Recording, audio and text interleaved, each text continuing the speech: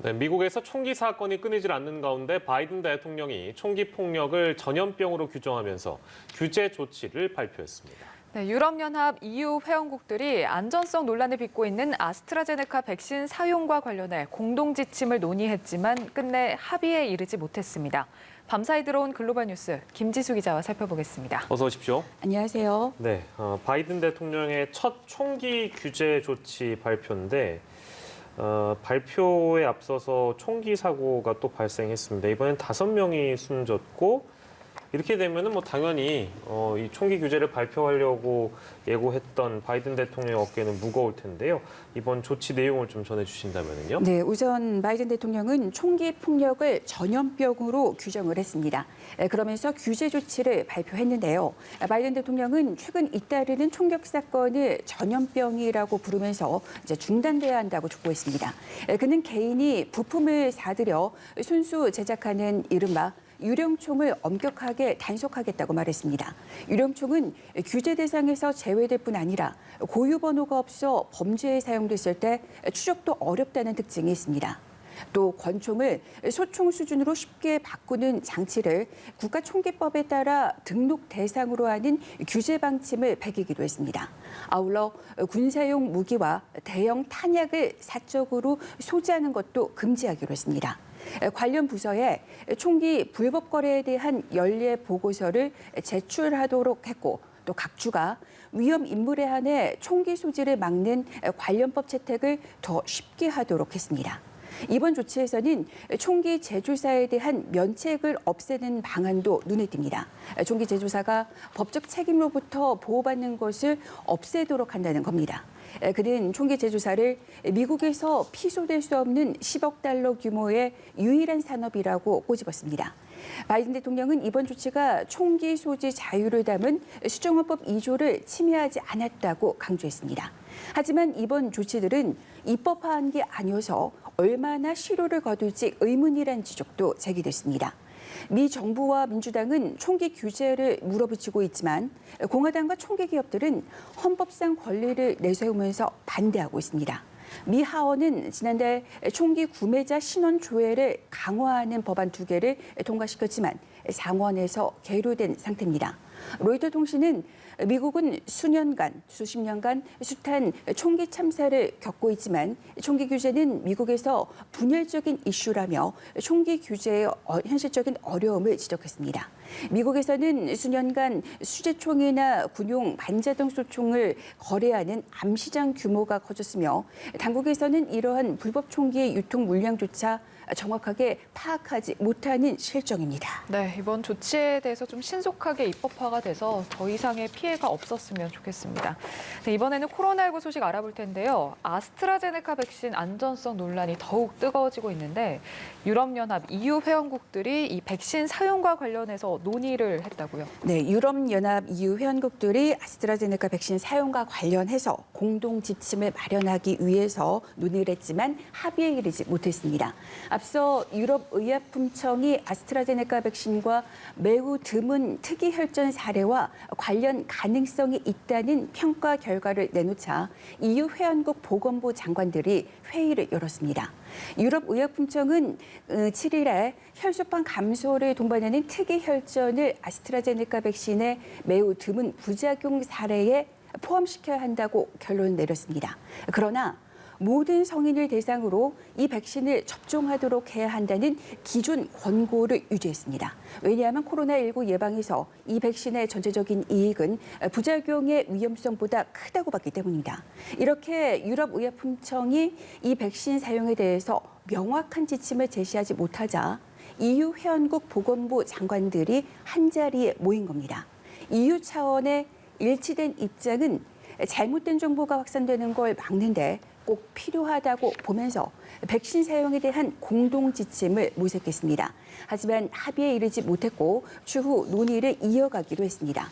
이에 따라 EU 회원국들은 이 백신 사용과 관련해 제한을 두는 나이대가 제각각 다른 상황입니다.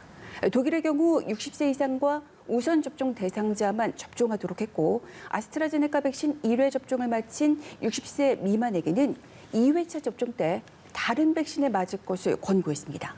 스페인에서는 60세와 65세에게만 이 백신을 접종한다고 밝혔고 벨기에는 한시적으로 56세 이상에게만 접종하기로 했습니다. 또 별도의 제한을 두지 않는 국가들도 있습니다. 독일에서는 동네 의원급 의료기관에서 코로나19 백신 접종을 시작했습니다. 불과 하루 만에 65만 명이 백신 접종을 마쳐 속도가 전보다 2배로 빨라진 것으로 집계됐습니다.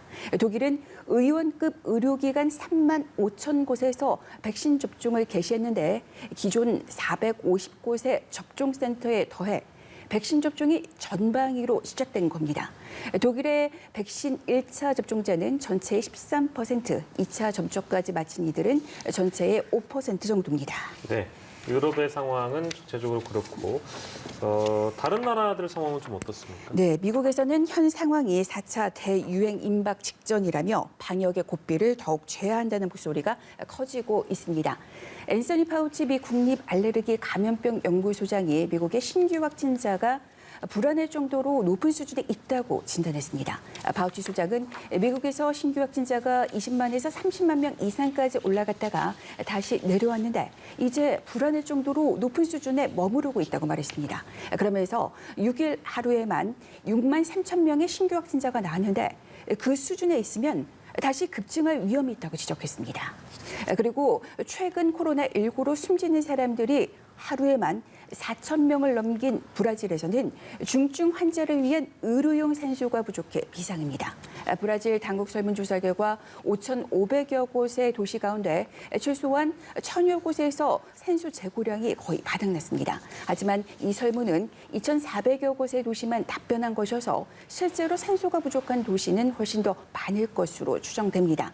전문가들은 의료용 산소 생산 능력이 충분한 지역에서 다른 지역으로 공급할 수 있는 물류 체계를 빨리 구축해야 한다고 목소리를 높였습니다. 네, 마지막으로 미얀마 사태 알아보겠습니다. 군부 쿠데타 규탄 시위가 2달 넘게 이어지고 있는데요.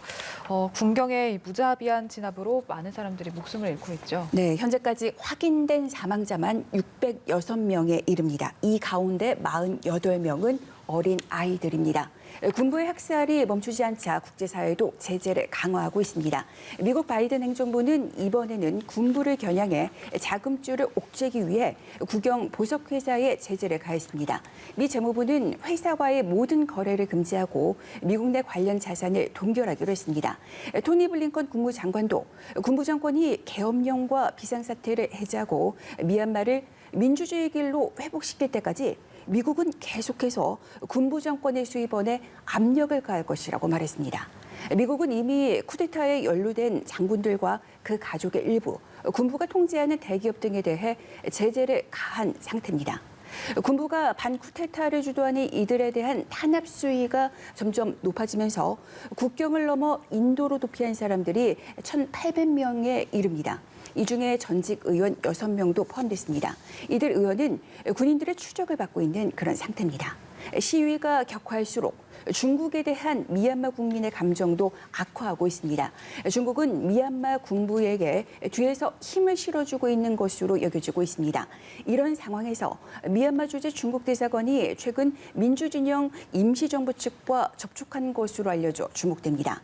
양측은 전화통화에서 쿠데타 이후 미얀마 상황에 관해 이야기를 나눴으며 임시정부 격인 연방의회 대표위원회 관계자들은 중국에게 미얀마 국민들을 지지해 줄 것을 요구한 반면 중국 측은 현 상황은 중국이 보길 원하는 게 아니라면서 폭력 사태 와중에 중국인과 중국 투자 시설의 안전이 우려된다고 말한 것으로 전해졌습니다.